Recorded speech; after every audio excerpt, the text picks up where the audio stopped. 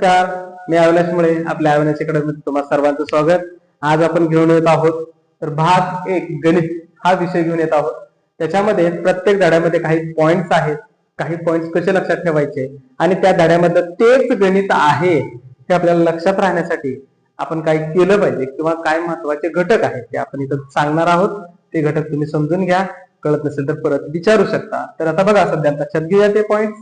तर linear equation in two variable हा कोणता धडा आहे? भाग 1 मधील पहिला धडा आहे. दोन चलातील रेषीय समीकरण. दोन चलातील रेषीय समीकरण. जनरल फॉर्म काय आहे त्याचा? म्हणजेच काय त्याला म्हणतो आपण? सामान्य रूप. काय म्हणतो आपण त्याला? सामान्य रूप आहे. कुणाचं सामान्य रूप आहे? तर या दोन चलातील रेषीय समीकरणाचं सामान्य रूप आहे एक्स अधिक py बरोबर c. आणि याच्यातून आपण काय शोधणार आहोत? तर एक्स आणि वाय शोधणार आहोत. म्हणजे पूर्ण चॅप्टर मध्ये काय महत्वाचा विषय आहे? एक्स आणि वाय. आणि त्यांचं सामान्य रूप काय आहे? एक्स अधिक dy बरोबर c. संपलं. हेच घटक जर लक्षात राहतील तर तुम्हाला प्रत्येक पॉइंट लक्षात येणार आहे. तर आपण बघणार आहोत काय? तर 1.1. आता बघा, हे स्टँडर्ड फॉर्म लक्षात राहिले असतील तुम्हाला. प्रत्येक घटकामध्ये विचारलं जाणार आहे, बरोबर आहे का? तर 1.1 बघा. 1.1 मध्ये काय विचारलं जाणार? दोन इक्वेशन असणार आहेत, बरोबर आहे का? त्याला नाव काय आहे बघा? Simultaneous equation. सायमल्टेनियस इक्वेशन म्हणजे काय? एक सामायिक समीकरण. एक सामायिक समीकरण. आता एक सामायिक समीकरणामध्ये बघा, नीट विचार करा, दोन इक्वेशन असणार आहेत. कोणती का असे ना, दोन इक्वेशन आपल्याला भेटणार आहेत. एक इक्वेशन नंबर 1 आणि इक्वेशन नंबर 2. म्हणजे कुठलं असणार बघा? पहिले इक्वेशन 3x वजा 5y बरोबर 2 आणि 4x वजा 3y बरोबर 3. आता हे दोन इक्वेशन आहेत, त्याच्यामध्ये x आणि y दिलेले आणि ह्याच्यातून आपल्याला काय शोधायचं आहे? x आणि y शोधायचं आहे आणि ते आपल्याला मिळणार आहे. मग ह्याच्यातलं एकाचा लोप करायचा. जर x आणि हे y असेल आणि हे x आणि हे y असेल, जर आपण x चा लोप केला तर काय होतो? तर y मिळतो. आणि जर y चा लोप केला म्हणजे ते घालवलं तर काय मिळणार आहे? x मिळणार आहे. हाच घटक आपण इथं बघणार आहोत. म्हणजे 1.1 मध्ये हे घटक आहे. त्यानंतर जे दुसरा आहे बघा, एक सामायिक समीकरणावरचा झाला आजचा विषय. आता यानंतर जो आहे घटक कोणता? 1.2. 1.2 मध्ये काय विचारलं आहे? तर ग्राफ. ग्राफ म्हणजेच काय आहे? आलेख. काय म्हणतो आपण त्याला? आलेख. आलेखामध्ये काय आहे? असेच दोन समीकरण असणार आहेत. इक्वेशन नंबर 1 असणार आहे आणि इक्वेशन नंबर 2 असणार आहे. 1 आणि हे 2. याच्यामध्ये काय आहेत बघा, आपण मगाच घेतलेल्या प्रमाणे घेऊया. 5y बरोबर किती आहे? 2. 3x वजा 5y बरोबर 2 आणि 2x वजा 3y बरोबर 4 घेतलं आपण. तर एक समीकरण सोडवलं तर आपल्याला हा अशा प्रकारचा तक्ता घ्यायचा आहे. आणि आपल्याला माहिती आहे, आलेखाच्या पद्धतीला जर आलेख सोडवायचा असेल तर त्याच्यातून काय काढायचं आपल्याला? तर एक्स आणि वाय काढायचं आहे ना. तर काय करावं लागणार आहे? आपल्याला टेबल लागणार आहे. आपल्याला लक्षात घ्यायला पाहिजे, आलेख म्हणलं की टेबलची गरज. आलेख म्हणलं की टेबल महत्वाचं आहे. मग त्याच्यामध्ये काय आहे? तर असे पॉइंट्स आपल्याला काढावे लागतील.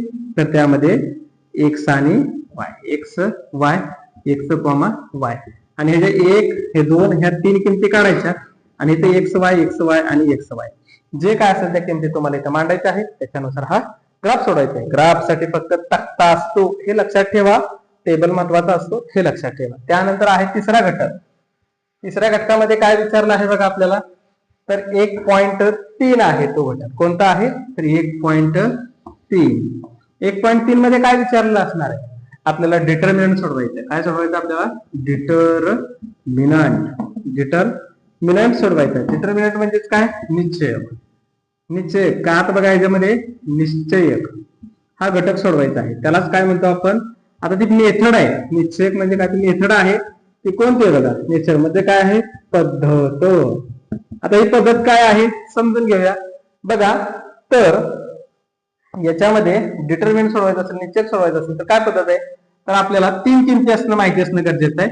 तर याच्यामध्ये महत्वाचा घटक आहे 12, 32, 13. 12, 32 आणि हे 13. 12, 32, 13 हे घटक महत्वाचा आहे. आता याच्यामध्ये काय करायचं बघा, 12, 32, 13 मध्ये महत्वाचा घटक काय आहे? तर दोन इक्वेशन असणार आहेत. इक्वेशन माहिती आहेत आपल्याला. इक्वेशन आपण घेतले कुठले? Equation number 1, equation number 2 equation number 2.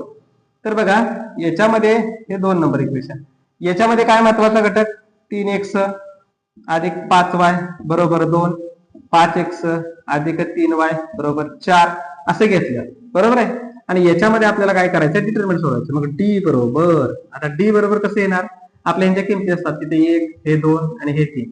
आता बघा 1 मध्ये आता डी म्हणजेच काय असतं 12, हा डी आहे, हा dx आहे आणि हा dy आहे. मग डी मध्ये काय काय पॉइंट्स असतात बघा, तर ते दिलेले ते लिहूया. तर काय दिलेलं आपल्याला इथं, तर बघा 3 आणि 5 हे म्हणजे x आणि y चे सहगुणक घ्यायचे आपल्याला. 3 आणि हे 5, इथं 5 आणि हे 3 हे आपण घेतले. आता dx कसं घेणार, dx बरोबर, आता dx कसे घेणार, तर त्याला काय आहे तर 32, 12 32. आता बरोबर का, dx कसं घेणार तर 32 घ्यायचं, म्हणजे तो किती घ्यायचं 2 आणि हे 4 आणि ते पलीकडे घेतले तर किती 5 आणि हे 3 हे 32 झाले. आणि dy म्हणजे काय घ्यायचं आता आपल्याला, dy बरोबर काय घेणार आपण, तर यामध्ये तर बघा महत्वाचा काय विषय होतो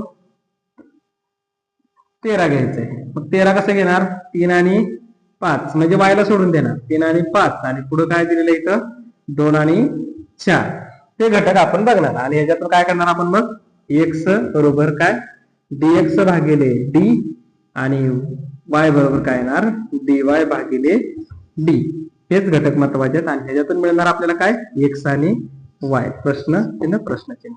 म्हणजे आपल्याला ह्यातून काय करणार एवढेच घटक महत्वाचे आहेत, 12 32 13 हा डिटरमिनंट सोडवायचा, यालाच क्रेमर पद्धत असे म्हणतात. इथंच आपला 1.3 हा घटक अडचण असेल तर बघूया पुढे. त्यानंतर आहे बघा 1.4, त्यानंतर कोणता आहे 1.4. तर 1.4 काय विषय आहे सांगा, तर 1.4 मध्ये जे विचारलं जाणार आहे ते बघूया आपण. तर 1.4 मध्ये बघा 1.4 मध्ये काय आहे तर आपल्याला आहे अंश आणि छेद, म्हणजे न्यूमरेटर आणि डिनॉमिनेटर, म्हणजे अंश आणि छेद याचा अभ्यास आपल्याला करायचा आहे.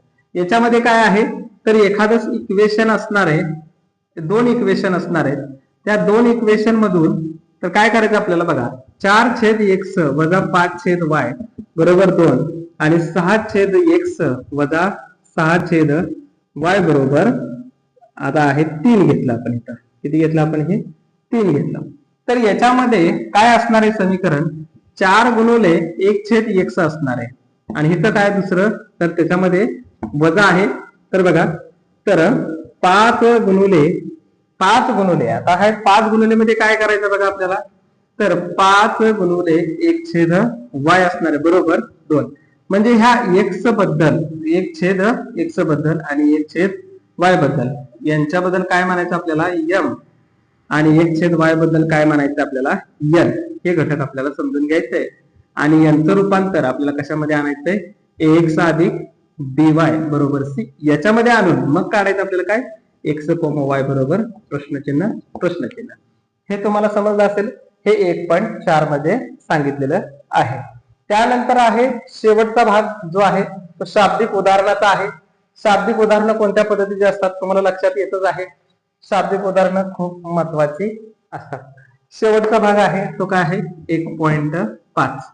1.5 मध्ये काय विचारलं आहे शाब्दिक उदाहरण वर्ड प्रॉब्लेम असतात, वर्ड प्रॉब्लेम.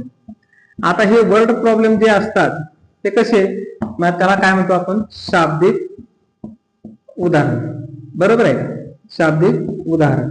आता ही शाब्दिक उदाहरण काय असतात तर आपल्याला वाक्यामध्ये सेंटेन्स मध्ये ती माहिती दिलेली असते आणि ते आपल्याला इक्वेशनच्या स्वरूपात, म्हणजे कोणत्या स्वरूपात आणायची आपल्याला ती ax अधिक by बरोबर c या इक्वेशन प्रमाणे तयार करायचं आणि ते शाब्दिक उदाहरण मांडायचं. पण याच्यामध्ये काय काय विचारलं जाणार आहे बघा, एक आयत रेक्टँगल विचारू शकतात, रेक्टँगलची लांबी रुंदी, रेक्टँगलची लेंथ अँड ब्रीथ, ह्या 2 घटक विचारले जाणार आहेत लांबी रुंदीचे, बरोबर आहे का.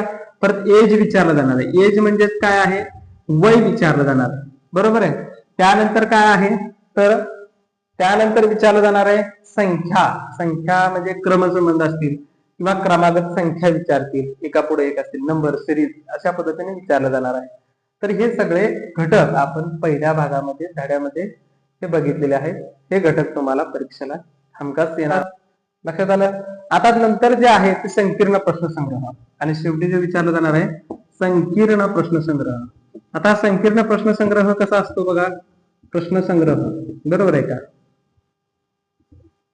म्हणजेच काय म्हणतो त्याला प्रॉब्लेम सेट. आता प्रॉब्लेम सेट खूप महत्वाचा आहे, कारण का आता तुम्हाला बोर्डाच्या पेपरला सगळ्यात जास्त विचारला जाणारा घटक म्हणजे काय संकीर्ण प्रश्नसंग्रह. कारण का प्रत्येक धड्यामध्ये संकीर्ण प्रश्नसंग्रह मध्ये प्रत्येक वेळेस जे प्रश्न असतात ते प्रश्न 100% इथं पडणारच आहेत. आलं लक्षात. त्यामुळे हे पण घटक महत्वाचा आहे. संकीर्ण प्रश्नसंग्रह करणं गरजेचं आहे, केलंच पाहिजे. लाईक करा, शेअर करा, कमेंट करा.